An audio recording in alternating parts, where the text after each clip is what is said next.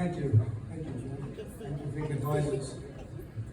It is said that if you save one life, you've saved the world. And think about that. You saved one life, you've saved the whole world.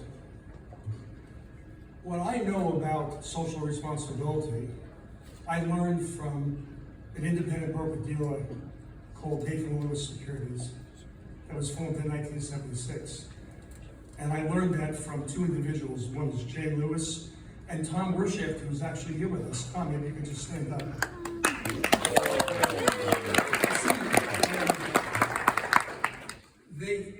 They had programs back in the early 80s where they felt it was important to involve communities, underserved communities, and bring them into their firm in their internship programs. And they changed lives by doing that. And so I thought, what could I do with my company following Tom's lead? What could American Portfolios do? And I decided to plant a social flag in Ferguson, Missouri, to make a change. This is a very underserved community. Some people say this is ground zero of social justice. But how do you change somebody's life? Particularly individuals that you really don't know. What do I know about Ferguson, Missouri? I grew up in Queens. I grew up in Whitestone. I know nothing about Ferguson, Missouri. But I had the opportunity to meet an individual, Brian Owens, a performer. And he told me about the work he was doing in Ferguson with these creators, these young people. But he needed support, direct support, direct support.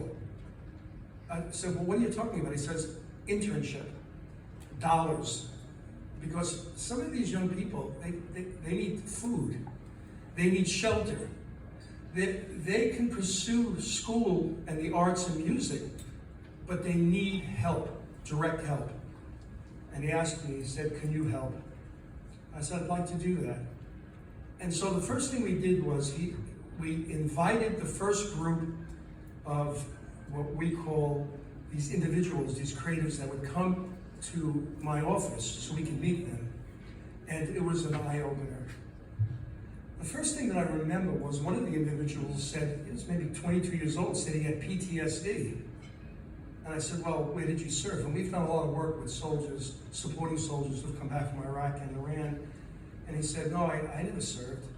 And then Brian Bradman said, Lon, he spent his whole life listening to gunshot, firearms. His whole life has been like that.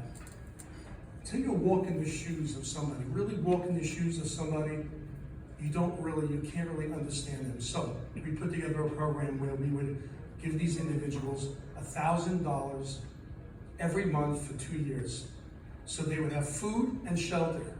And then we gave them $250 for an investment account, and I assigned advisors at my firm to help them with financial literacy. You want to change lives? Do it with financial literacy. That's a key step.